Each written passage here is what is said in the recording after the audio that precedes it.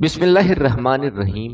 السلام علیکم ناظرین گرامی، خلیفہ دوم حضرت سیدنا عمر بن خطاب رضی اللہ تعالیٰ عنہ کے دور خلافت میں جب مسلمانوں نے ایران کی ساسانی سلطنت کا خاتمہ کر کے ایران کے بادشاہ کو قتل کر دیا تو مال غنیمت میں باقی قیدیوں کے ساتھ ساتھ شاہ ایران کی 3 شہزادیاں مہبانو، کیہان بانو اور شیر بانو بھی شامل تھیں۔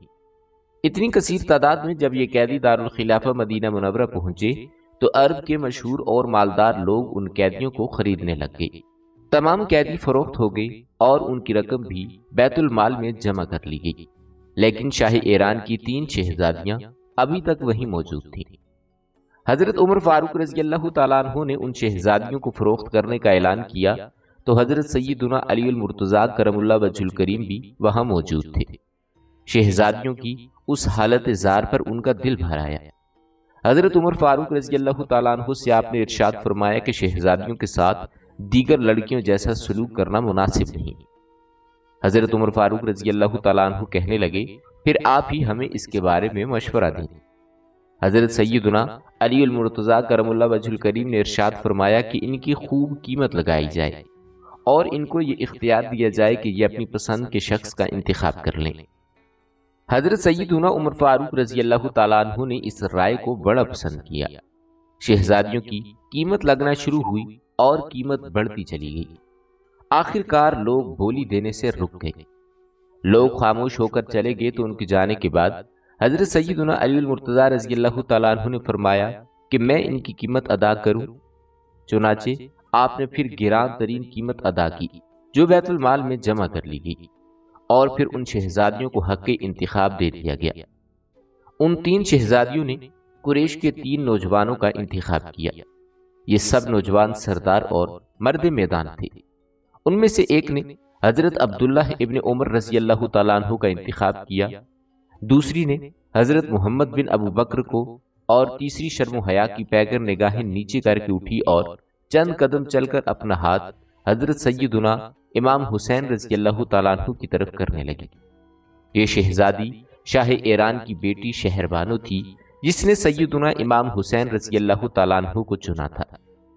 شہزادی کے اس انتخاب پر سیدنا علی المرتضیٰ کرم اللہ وجہ الکریم کا چہرہ خوشی سے چمک اٹھا۔ اپنے صاحبزادے امام حسین سے فرمایا کہ اے عبداللہ مبارک ہو، تم اس کے ذریعے روئے زمین پر سب سے بہترین اولاد کے باپ بنو گے۔ شہزادی شہربانو کو سیدنا امام حسین رضی اللہ تعالیٰ عنہ اپنے ہمراہ گھر لے آئے۔ اس وقت امام علی مقام کی عمر مبارک 30 یا 31 سال تھی اور آپ نے ابھی تک شادی نہیں کی تھی۔ چند دن کے بعد وہ شہزادی مسلمان ہو گئی اور پھر امام علی مقام امام حسین ابن علی کرم اللہ وجہ الکریم کی شادی شہزادی شہربانو سے کر دی گئی۔ شہربانو کو امید تھی کہ خداوند تعالی حسین کی اولاد میں سے اسے ایک بیٹا عطا کرے گا جس کے سامنے سارے عرب و عجم کے تمام انسان بیک وقت عقیدت و محبت کی نگاہیں خم کر دیں گے۔ اسی لیے وہ دربار الہی میں گڑ گڑا کر دعائیں مانگتی تھیں۔ پھر اللہ تبارک و تعالی نے ان کی دعا قبول فرمائی اور امام حسین رضی اللہ تعالیٰ عنہ کے گھر میں شہربانو کے بطن سے ایک چاند سا خوبصورت بیٹا پیدا ہوا جن کا نام علی رکھا گیا۔ ناظرین، امام حسین رضی اللہ تعالیٰ عنہ کے ہاں حضرت لیلہ بنت ابی مرہ کے ہاں سے ایک اور بیٹا بھی تھا جن کا نام علی تھا اور جو بعد میں علی اکبر کے نام سے مشہور ہوا۔ شہربانو کی یہ خواہش تھی کہ وہ بھی اپنے فرزند کا نام علی رکھے گی۔ امام علی مقام امام حسین رضی اللہ تعالیٰ عنہ نے بھی اس تجویز کو پسند کیا اور یوں پھر یہ شہزادہ علی اسد امام سجاد امام زین العابدین کے نام سے معروف ہوا۔ امام زین العابدین کی ولادت بسعادت بعض روایات کے مطابق 15 جمادی الاول اور بعض روایات کے مطابق 15 جمادی الثانی کو ہوئی۔ آپ کا سال ولادت 38 ہجری تھا اور اس وقت ان کے دادا حضرت علی کرم اللہ وجہ الکریم عالم اسلام کے خلیفہ تھے۔ ناظرین گرامی، امام زین العابدین حسن و جمال میں لاسانی تھے مگر کمزور اور ناتواں پیدا ہوئے تھے۔ نگاہوں میں لطیف قسم کی چمک تھی، یوں معلوم ہوتا تھا جیسے آنکھیں غم میں بجھی ہوئی ہیں۔ ان کی نگاہیں دل کو شکستہ کر دینے والے المناک حادثات کی خبر دے رہی تھی۔ حضرت علی ابن حسین کی ولادت کے بعد ان کی والدہ شہربانو کو شدید بخار ہو گیا۔ امام حسین علیہ السلام نے تیمارداری اور علاج کروانے میں کوئی بھی کسر باقی نہ چھوڑی، لیکن خدا کا کرنا ایسا ہوا کہ شہربانو اسی دوران سفر آخرت پر روانہ ہو گئیں۔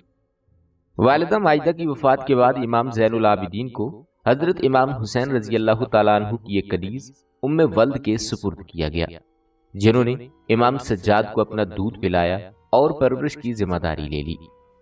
پھر امام زین العابدین کو اپنی حقیقی ماں کے حالات و واقعات سے بالکل بے خبر رکھا گیا تاکہ ان کے ننھے منھے دل کو احساس غم سے دور رکھا جائے۔ ایک عرصے تک ان کو یہ معلوم نہ ہو سکا کہ ان کی حقیقی ماں وفات پا چکی ہے، چنانچہ وہ اپنی رضائی ماں کو امی کہہ کر پکارتے اور وہ اسے بیٹا کہتی تھیں۔ امام زین العابدین جب کچھ بڑے ہوئے تو محسوس کیا کہ عام طور پر ماؤں کا جو رویہ اپنی اولاد کے ساتھ ہوتا ہے، میری والدہ کا معاملہ اس شفق و عنایت میں بہت آگے ہے، حتیٰ کہ جب دونوں کا کھانا تیار ہو کر آتا تو آپ کی رضائی والدہ غور سے کھانے کو دیکھتی اور پھر اس وقت تک کھانے کو ہاتھ نہ لگانے دیتی جب تک بچہ اپنا من پسند کھانے میں سے کھانا نہ کھا لیتا۔ بچے نے شدت سے اس امر کو محسوس کیا اور کھانا کھانے سے انکار کر دیا۔ ماں نے کھانے کے لیے بلایا، گھر والوں نے بھی اصرار کیا، لیکن امام سجاد نے کھانا کھانے سے انکار کر دیا۔ گھر والوں نے وجہ پوچھی تو آپ کہنے لگے کہ میں یہ ادب و تہذیب کے خلاف سمجھتا ہوں کہ جس کھانے پر میری ماں کی نظر پڑ چکی ہے میں وہ کھانا پہلے کھا لوں۔ ہو سکتا ہے کہ اس میں کوئی چیز میری ماں کی پسندیدہ ہو، لیکن وہ میری خاطر اسے کھا نہ رہی ہو۔ ایسی صورت میں میرا اس چیز کو کھانا میری ماں کی نافرمانی کرنا ہوگا۔ ناظرین گرامی، پھر خاندان کے دوسرے افراد اور چچیرے بھائیوں کے ہمراہ ان کے قدم مسجد نبوی کی جانب اٹھنے لگے۔ جب آپ کی عمر 10 سال ہوئی تو قرآن و حدیث کی تشریحات سے آشنا ہونے لگے۔ اپنے والد ماجد امام حسین رضی اللہ تعالیٰ عنہ اور دیگر صحابہ کرام اور تابعین کرام کی مجالس میں آمد و رفت ہونے لگی۔ حضرت امام زین العابدین رضی اللہ تعالیٰ عنہ، حضرت عبداللہ انصاری، عبداللہ ابن عباس اور حضرت عبداللہ ابن عمر رضی اللہ تعالیٰ عنہما جیسے جلیل القدر صحابہ کرام کی خدمت میں پہنچے۔ ان کی صحبت میں قرآن مجید، فرقان حمید اور احادیث کا علم حاصل کرتے۔ سن 57 ہجری میں آپ کی شادی آپ کے چچا حضرت امام حسن رضی اللہ تعالیٰ عنہ کی شہزادی حضرت فاطمہ رضی اللہ تعالیٰ عنہ سے ہوئی۔ آپ کے 11 بیٹے اور 4 بیٹیاں پیدا ہوئیں، جن میں سے حضرت امام محمد باقر علیہ السلام زیادہ مشہور ہوئے، اور پھر واقع کربلا 10 محرم سن 61 ہجری کو پیش آیا۔ 28 رجب سن 60 ہجری کو امام زین العابدین اپنے والد ماجد امام حسین علیہ السلام کے ہمراہ مدینہ منورہ سے مکہ مکرمہ کی طرف تشریف لائے، اور 8 ذوالحج 60 ہجری کو جب امام حسین رضی اللہ تعالیٰ عنہ حج کو عمرہ سے بدل کر واپس کربلا جانے لگے تو امام سجاد امام زین العابدین بھی آپ کے ہمراہ تھے۔ کربلا آنے کے بعد اللہ رب العزت کے حکم سے آپ انتہائی بیمار ہو گئے، یہاں تک کہ 10 محرم کو بھی غشی کی حالت طاری تھی۔ اسی لیے امام زین العابدین اس قابل نہ تھے کہ میدان میں جا کر درجہ شہادت پر فائز ہوتے۔ امام زین العابدین نے 61 ہجری میں عاشورہ کے دن امامت کی اور عظیم ذمہ داریاں اپنے کاندھوں پر سنبھال لی۔ 10 محرم کی شام یزیدی فوج نے اہل بیت اطہار کے تمام خیموں کو آگ لگا دی۔ تمام خواتین ایک خیمے سے دوسرے خیمے میں منتقل ہوتی رہیں۔ بالآخر امام وقت کے حکم پر اپنے آپ کو بچانے کی خاطر خاندان نبوت کی پاک بیویاں خیموں سے باہر آ گئیں، اور اس کے بعد تو ظلم کی انتہا ہو گئی۔ ناظرین، پھر 11 محرم الحرام کے دن سادات اہل بیت کو بے کجاوہ اونٹوں پر سوار کیا گیا، اور امام زین العابدین کے گلے میں لوہے کا توق، ہاتھوں میں ہتکڑیاں اور پیروں میں بیڑیاں ڈال کر پہلے کوفہ اور بعد میں شام کو روانہ کیا گیا۔ تمام شہداء بشمول امام حسین علیہ السلام کے سر مبارک نیزوں کی نوکوں پر ساتھ ساتھ روانہ کیے گئے۔ خاندان رسالت کا یہ قافلہ 16 ربیع الاول سن 61 ہجری کو دمشق پہنچا۔ عورتوں اور بچوں کو رسیوں میں باندھا ہوا دربار یزید پلید میں پیش کیا گیا۔ تقریباً 1 سال کے طویل عرصے میں سفر اور قید کی مشکلات سہ کر آپ علیہ السلام 8 ربیع الاول سن 62 ہجری کو مدینہ منورہ واپس تشریف لائے۔ پھر تمام عمر خاندان رسالت کی شہادت اور نبی علیہ السلام کی آل پاک کی بازار شام اور کوفہ میں کی گئی بے حرمتی پر گریہ و زاری کرتے رہے۔ پھر امام زین العابدین کی زیادہ تر زندگی عبادت اور گریہ و زاری میں گزرتی۔ وہ تمام ارشادات جو آپ کی دہن مبارک سے جاری ہوئے، وہ تمام اعمال جو آپ نے انجام دیے، اور جو دعائیں آپ کی لب مبارک سے ادا ہوئیں، وہ مناجات اور راز و نیاز کی باتیں آج صحیفہ کاملہ کی شکل میں موجود ہیں۔ جب امام زین العابدین سے پوچھا جاتا کہ آپ کو سب سے زیادہ مصیبت کا سامنا کہاں پر کرنا پڑا، تو آپ میدان کربلا کے واقعات کو یاد کر کے آہوں اور سسکیوں سے رونے لگ جاتے۔ ناظرین، امام زین العابدین کے بعض خطبات بہت زیادہ مشہور ہیں۔ واقعہ کربلا کے بعد کوفہ میں آپ نے پہلی بار خدا کی حمد و ثنا کی، اور پھر نبی علیہ الصلوۃ والسلام پر درود و سلام عرض کرنے کے بعد کہا کہ اے لوگو، جو مجھے پہچانتا ہے وہ تو پہچانتا ہے، مگر جو نہیں پہچانتا وہ پہچان لے کہ میں علی ابن حسین ہوں۔ میں اس کا فرزند ہوں جسے ساحل فرات پر پیاسا ذبح کر دیا گیا اور بغیر کفن و دفن کے چھوڑ دیا گیا۔ لو، میں اس کا فرزند ہوں جس کی بے حرمتی کی گئی، جس کا سامان لوٹ لیا گیا، جس کے اہل و عیال قید کر دیے گئے، اور میرے بابا حسین ابن علی رضی اللہ تعالیٰ عنہ کی شہادت میرے فخر کے لیے کافی ہے۔ دمشق میں یزید کے دربار میں امام علی مقام امام زین العابدین نے جو مشہور خطبہ دیا، اس کا کچھ حصہ یوں ہے: میں پسر زمزم و صفا ہوں، میں فرزند فاطمہ الزہرا ہوں، میں اس کا فرزند ہوں جسے پس گردن ذبح کیا گیا، میں اس کا فرزند ہوں جس کا سر نیزے کی نوک پر بلند کیا گیا۔ قیامت کے دن ہمارے دوست سیر و سیراب ہوں گے اور ہمارے دشمن روز قیامت بدبختی میں ہوں گے۔ یہ خطبہ سن کر لوگوں نے رونا اور شور مچانا شروع کر دیا۔ یزید گھبرا گیا۔ اس نے فوراً مؤذن کو کہا کہ اذان دے دو تاکہ امام زین العابدین خاموش ہو جائیں۔ اس وقت نہ اذان کا وقت تھا اور نہ ہی نماز کا، مگر یزید پلید کے حکم پر اذان شروع ہوئی تو امام زین العابدین خاموش ہو گئے۔ جب مؤذن نے حضرت محمد صلی اللہ علیہ وآلہ وسلم کی رسالت کی گواہی دی تو حضرت علی ابن حسین رو پڑے اور کہنے لگے کہ اے یزید، تو بتا کہ محمد تیرے نانا تھے یا میرے نانا؟ یزید نے کہا کہ محمد صلی اللہ علیہ وآلہ وسلم آپ کے نانا ہیں۔ امام زین العابدین کہنے لگے، پھر تو نے کیوں اہل بیت کو شہید کیا؟ یہ سن کر یزید یہ کہتا ہوا چلا گیا کہ مجھے نماز سے کوئی واسطہ نہیں۔ ناظرین، اسی طرح امام زین العابدین کا ایک اور خطبہ بھی مشہور ہے جو آپ نے مدینہ واپس آنے کے بعد دیا تھا۔ جب امام زین العابدین علیہ السلام روضہ رسول پر پہنچے تو قبر انور پر گال رگڑ کر چند اشعار پڑھ کر فریاد پیش کی، جن کا ترجمہ کچھ یوں تھا کہ اے نانا، میں آپ سے فریاد کرتا ہوں، اے تمام رسولوں میں سے سب سے بہتر نانا، اے نانا، آپ کا محبوب حسین شہید کر دیا گیا ہے اور آپ کی نسل تباہ و برباد کر دی گئی ہے۔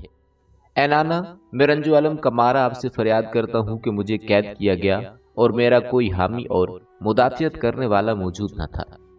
اے نانا، ہم سب کو اس طرح قید کیا گیا جیسے لاوارث کنیزوں کو قید کیا جاتا ہے۔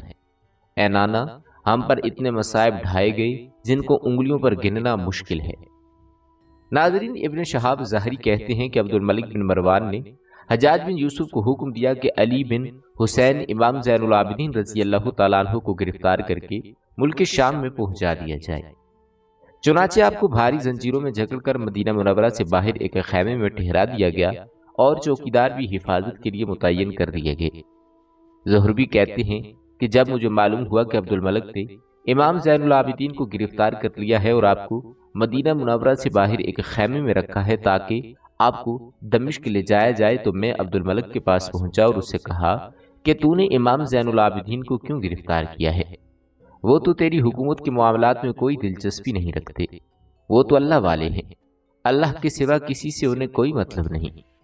اس کے بعد عبد الملک نے حجاج بن یوسف کو لکھا کہ بنی عبد المطلب کو تنگ کرنے اور ان کا خون بہانے سے تمہیں اجتناب کرنا چاہیے۔ نیز عبد الملک نے لکھا کہ میں نے دیکھا ہے کہ ابو سفیان بن حرب نے بنی ہاشم کو ستایا اور انہیں تکلیفیں دی تو وہ دنیا میں زیادہ دیر تک نہیں رہے اور تباہ و برباد ہو گئے۔ اس کے بعد حجاج بن یوسف اولاد عبد المطلب پر ظلم کرنے سے رک گیا۔ عبد الملک کے زمانے میں امام زین العابدین نے حکومت وقت کے معاملات میں دخل اندازی نہیں کی تھی، چونکہ عوام اپنی روحانی تسکین کے لیے امام زین العابدین کے پاس ہر وقت آتے رہتے تھے۔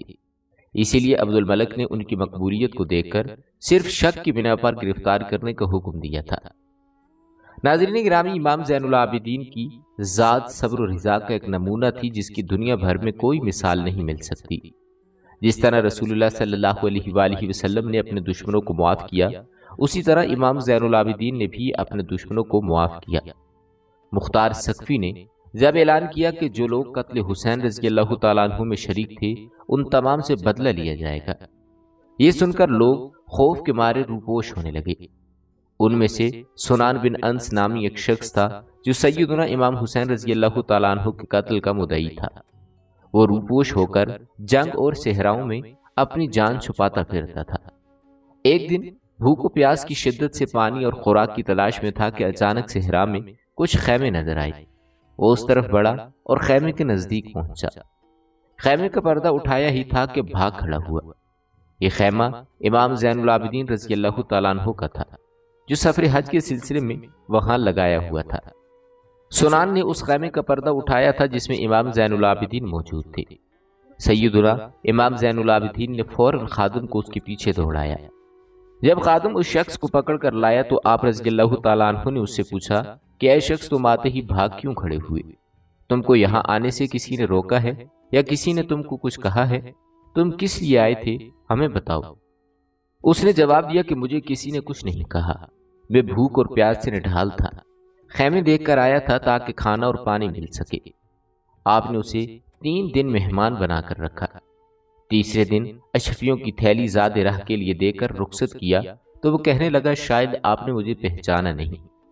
امام زین العابدین نے فرمایا ہم نے تمہیں اسی وقت پہچان لیا تھا جب تم نے ہمارے خیمے کا پردہ اٹھایا تھا۔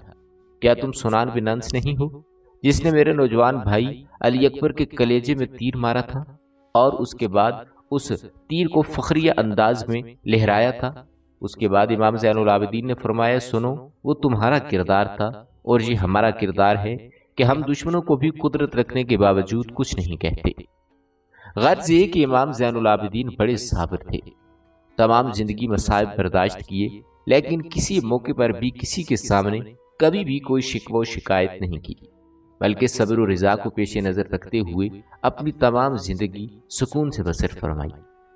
ناظرین، امام زین العابدین بہت عابد اور زاہد تھے۔ امام مالک رحمہ اللہ فرماتے ہیں کہ آپ کو کثرت عبادت کی وجہ سے زین العابدین کہا جاتا ہے۔ عبادت کرنے والوں کی آپ زینت ہیں۔ آپ علیہ السلام ایک دن اور ایک رات میں 1000 رکعت نماز نفل پڑھا کرتے تھے۔ شواہد النبوت کے صفحہ نمبر 311 میں درج ہے کہ آپ زین العابدین کے نام سے یوں مشہور ہوئے کہ ایک رات آپ نماز تہجد میں مشغول تھے کہ شیطان ایک سام کی شکل میں ظاہر ہوا تاکہ اس ہیبت ناک شکل سے آپ کو عبادت سے باز رکھ سکے۔ امام زین العابدین نے اس کی طرف کوئی توجہ نہ دی، یہاں تک کہ سانپ نے آپ کے پاؤں کا انگوٹھا اپنے منہ میں ڈال لیا، لیکن آپ نے پھر بھی اس کی طرف کوئی توجہ نہ دی۔ اس نے آپ علیہ السلام کے انگوٹھے کو نہایت سختی سے کاٹا جس سے آپ کو درد محسوس ہوا۔ اس پر بھی آپ نے نماز قطع نہ کی۔ اللہ تبارک و تعالی نے آپ پر منکشف فرمایا کہ وہ شیطان ہے۔ آپ نے اسے برا بھلا کہا اور پھر کہا کہ اے ذلیل، مجھ سے دور ہو جاؤ۔ جو ہی سانپ دور ہوا تو آپ کھڑے ہو گئے تاکہ درد ختم ہو جائے۔ اسی میں آپ نے یہ آواز سنی کہ کوئی کہنے والا کہہ رہا تھا کہ آپ زین العابدین ہیں، آپ زین العابدین ہیں۔ ابن کثیر لکھتے ہیں کہ جب آپ وضو کرتے تو آپ کا رنگ زرد ہو جاتا اور جب نماز کے لیے کھڑے ہوتے تو خوف خدا کی وجہ سے آپ کے جسم مبارک پر کپ کپی طاری ہو جاتی۔ لوگوں نے پوچھا کہ حضور یہ کیا بات ہے؟ فرمانے لگے کہ تمہیں معلوم نہیں کہ میں کس کی بارگاہ میں حاضر ہو رہا ہوں؟ امام زین العابدین ایک مرتبہ جس کمرے میں نماز پڑھ رہے تھے اس میں آگ لگ گئی۔ آپ اس وقت حالت نماز میں تھے۔ لوگوں نے چیخنا چلانا شروع کر دیا کہ اے رسول اللہ کے بیٹے، کمرے میں آگ لگ چکی ہے، لیکن آپ نے سر تک نہ اٹھایا یہاں تک کہ آگ بجھا دی گئی۔ آپ علیہ السلام جب نماز سے فارغ ہوئے تو لوگوں سے پوچھا کہ کیا بات ہے، آگ لگ گئی تھی؟ لوگوں نے کہا کہ ہاں آگ لگی تھی، ہم نے بجھا دی۔ آپ علیہ السلام نے فرمایا کہ مجھے اندازہ نہیں ہوا کیونکہ مجھے اس سے بڑی آگ نے مشغول کر رکھا تھا۔ ناظرین گرامی، امام زین العابدین رضی اللہ تعالیٰ عنہ کی ایک حدیث سے آپ کی عبادت کے متعلق پوچھا گیا تو اس نے کہا کہ میں تفصیل سے بات کروں یا مختصر طور پر؟ سائل نے کہا کہ تفصیل سے بتائیں۔ اس نے کہا کہ میں امام زین العابدین کے لیے کبھی دن کے وقت کھانا نہیں لائی، یعنی آپ دن میں ہمیشہ روزے سے ہوتے تھے، اور رات کو کبھی آپ کے لیے بستر نہیں لگایا، یعنی آپ تمام رات عبادت میں رہتے تھے۔ روایات میں آتا ہے کہ ایک مرتبہ آپ کا بیٹا کنویں میں گر گیا، اہل مدینہ گھبرا گئے، آخر کار اس بچے کو کنویں سے نکال لیا گیا۔ آپ علیہ السلام اس عرصے میں نماز پڑھ رہے تھے۔ نماز سے فارغ ہونے کے بعد آپ کی خدمت میں عرض کیا گیا تو آپ نے فرمایا کہ مجھے نہیں معلوم، کیونکہ میں تو اپنے رب سے مناجات کر رہا تھا۔ مشہور تابعی طاؤس بن کسان سے مروی ہے کہ ایک مرتبہ میں نے رات کو حجر اسود کے قریب امام زین العابدین کو نماز پڑھتے ہوئے دیکھا۔ آپ نے بہت طویل سجدہ کیا۔ میں نے سوچا آپ اہل نبوت سے ہیں، سنتا ہوں کیا پڑھ رہے ہیں۔ اس وقت امام زین العابدین ایک دعا پڑھ رہے تھے۔ طاؤس رحمہ اللہ کہتے ہیں کہ میں نے اس دعا کو یاد کر لیا۔ اللہ رب العزت کی قسم، جب بھی مجھے کوئی مشکل درپیش ہوتی تو میں اللہ تبارک و تعالی سے وہ دعا مانگتا تو اللہ تعالیٰ میری مشکل کو حل کر دیتا۔ حضرت جابر بن عبداللہ انصاری رضی اللہ تعالیٰ عنہ کا بیان ہے کہ وہ ایک مرتبہ امام زین العابدین کے پاس آئے۔ کیا دیکھتے ہیں کہ آپ نماز ادا فرما رہے ہیں؟ حضرت جابر بن عبداللہ رضی اللہ تعالیٰ عنہ نے کہا کہ جناب، آپ کو معلوم ہے کہ اللہ تبارک و تعالیٰ نے جنت کو آپ کے لیے اور آپ کے عقیدت مندوں کے لیے پیدا فرمایا ہے، تو پھر آپ ہر وقت عبادت اور نماز میں مصروف کیوں رہتے ہیں؟ ہر وقت آپ نے اپنی ذات کو عبادت اور ریاضت کی مشقت میں کیوں ڈال رکھا ہے؟ آپ میانہ روی اختیار کر لیں تو پھر بھی ٹھیک ہے۔ امام زین العابدین رضی اللہ تعالیٰ عنہ نے فرمایا کہ رسول اللہ صلی اللہ علیہ وآلہ وسلم کے صحابی، آپ جانتے ہیں کہ رسول اللہ صلی اللہ علیہ وآلہ وسلم اتنی عبادت فرمایا کرتے تھے کہ آپ کے پاؤں مبارک کو ورم ہو جاتا۔ آپ صلی اللہ علیہ وآلہ وسلم کی بارگاہ میں عرض کیا گیا کہ حضور، آپ عبادت میں اتنی تکلیف کیوں اٹھا رہے ہیں؟ آپ تو معصوم ہیں، آپ کو عبادت کی اتنی کیا ضرورت؟ تو سرکار مدینہ صلی اللہ علیہ وآلہ وسلم نے ارشاد فرمایا کہ کیا میں اللہ کا شکر گزار بندہ نہ بنوں؟ پھر امام زین العابدین نے حضرت جابر بن عبداللہ سے فرمایا کہ رسول اللہ صلی اللہ علیہ وآلہ وسلم کے صحابی، میں بھی رسول کریم کی اقتداء میں اس خدا کا شکر گزار بندہ بننا چاہتا ہوں، لہٰذا میں اللہ تعالیٰ کی عبادت کے معاملے میں میانہ روی اختیار نہیں کر سکتا۔ ناظرین گرامی، مورخین لکھتے ہیں کہ امام زین العابدین رضی اللہ تعالیٰ عنہ نے تقریباً 50,000 سے زیادہ غلاموں کو خرید کر آزاد کیا تھا۔ جب امام زین العابدین کو عبد الملک بن مروان نے گرفتار کر کے پاؤں میں بیڑیاں، ہاتھ میں زنجیریں اور گردن میں توق ڈال دینے کے بعد ملک شام کی طرف لے جانے کا ارادہ کیا تو امام زین العابدین کو مدینہ منورہ کے قریب ایک خیمے میں رکھا گیا اور چوکیدار بھی نگرانی کے لیے مقرر فرما دیے۔ تو امام علی مقام امام زین العابدین کے شاگرد ابن شہاب زہری کہتے ہیں کہ میں آپ کے خیمے میں حاضر ہوا تو آپ کی یہ حالت دیکھ کر میں نے رونا شروع کر دیا۔ میں نے عرض کیا کہ کاش آپ کی جگہ مجھے پابند سلاسل کیا جاتا اور آپ محفوظ رہتے۔ امام زین العابدین نے فرمایا کہ زہری، تو یہ خیال کرتا ہے کہ ان زنجیروں اور توق سے میں تکلیف میں ہوں؟ اگر میں چاہوں تو یہ فوراً اتر جائیں۔ پھر آپ علیہ السلام نے اپنے ہاتھوں کو زنجیروں سے اور پاؤں کو بیڑیوں سے علیحدہ کر لیا۔ پھر تھوڑی دیر بعد ہاتھ پاؤں کو زنجیروں اور بیڑیوں میں ڈال لیا۔ پھر فرمانے لگے کہ زہری، میں ان کے ساتھ اس حالت میں 2 منزلوں سے زیادہ نہیں جاؤں گا۔ جب صبح ہوئی تو آپ اس خیمے سے غائب تھے۔ آپ کے شاگرد کہتے ہیں کہ اس کے بعد میں عبد الملک بن مروان کے پاس گیا تو اس نے مجھ سے امام زین العابدین کا حال پوچھا تو میں نے بیان کیا تو عبد الملک بن مروان نے کہا کہ جس وقت میرے کماشتگوں نے انہیں گم کر دیا تو امام زین العابدین میرے پاس تشریف لائے اور کہنے لگے کہ اب میرے اور تمہارے درمیان کوئی چیز حائل نہیں، تم میرے ساتھ جو سلوک کرنا چاہتے ہو کر لو، تمہیں کوئی رکاوٹ نہیں۔ عبد الملک نے کہا کہ آپ یہاں ٹھہریں۔ امام زین العابدین نے کہا کہ میں ٹھہر نہیں سکتا۔ پھر آپ علیہ السلام تشریف لے گئے اور عبد الملک بن مروان آپ کی روب و جلال سے خوفزدہ رہ گیا۔ ناظرین، ایک دن امام زین العابدین رضی اللہ تعالیٰ عنہ اپنے غلاموں کے ساتھ ایک جنگل میں تشریف لے گئے۔ چاشت کے کھانے کے لیے جب دسترخوان بچھایا تو وہاں ایک ہرن آ کر بیٹھ گیا۔ آپ نے اس سے کہا کہ میں علی بن حسین ہوں اور میری ماں فاطمہ بنت رسول ہے، تم ہمارے ساتھ کھانا کھاؤ۔ وہ آپ کے پاس آ گیا تو آپ نے اس کو کھانا دے دیا۔ اس نے کھانا کھایا اور پھر ایک طرف چلا گیا۔ ایک غلام نے امام سے کہا کہ اسے ذرا پھر بلائیے۔ آپ علیہ السلام نے فرمایا اگر میں نے اسے بلایا تو اسے پناہ دیں گے آپ؟ ساتھیوں نے کہا کہ ہم اسے پناہ دیں گے۔ امام زین العابدین نے ہرن کو بلایا تو وہ پھر آ گیا اور دسترخوان کے نزدیک ٹھہر گیا۔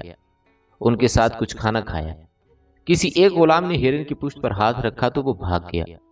امام زین العابدین کہنے لگے تم نے میری پناہ کو ٹھکرا دیا ہے۔ ناظرین، امام سجاد امام زین العابدین اپنے چند ساتھیوں کے ہمراہ جنگل میں جا رہے تھے کہ ایک ہرنی آ گئی اور آپ کے پاس آ کر کہنے لگی کہ اے ابن رسول، کل فلاں قریشی نے میرا بچہ اٹھا لیا ہے، میں نے اس کو کل سے دودھ بھی نہیں پلایا۔ امام زین العابدین نے اس قریشی کو بلا کر کہا کہ یہ ہرنی شکایت کرتی ہے کہ تم نے اس کا بچہ اٹھا لیا ہے۔ یہ ہرنی اب مجھ سے درخواست کر رہی ہے کہ میں تجھے اس کا بچہ واپس کرنے کے لیے کہوں تاکہ یہ اسے اپنا دودھ پلائے۔ اس قریشی نے بچہ لا کر حاضر کر دیا تو امام زین العابدین نے دونوں کو چھوڑ دیا تو وہ ہرنی چونکڑیاں بھرتی شور مچاتی جنگل میں غائب ہو گئی۔ حاضرین نے دریافت کیا کہ اللہ کے رسول کے بیٹے یہ کیا کہتی ہے؟ آپ علیہ السلام نے فرمایا تمہیں اللہ تعالیٰ جزائے خیر عطا کرے، یہ کہہ کر تم کو دعائیں دیتی ہے۔ ناظرین، منہال بن عمر کہتے ہیں کہ میں حج کے دنوں میں امام زین العابدین کو ملنے گیا تو آپ نے مجھ سے حزیمہ بن کہل ازدی کے متعلق پوچھا تو میں نے عرض کیا کہ وہ کوفہ میں موجود ہے۔ تو آپ علیہ السلام نے اس کے لیے یہ کلمات کہے کہ اللہ اس کو آگ کی حرارت میں جلا دے۔ منہال بن عمر کہتے ہیں کہ جب میں کوفہ واپس آیا تو معلوم ہوا کہ مختار سقفی کا خروج ہو چکا ہے۔ میں اس سے ملاقات کرنے کے لیے گھوڑے پر سوار ہوا۔ جب اس کے پاس پہنچا تو وہ بھی گھوڑے پر سوار ہو رہا تھا۔ پھر ہم دونوں چل پڑے۔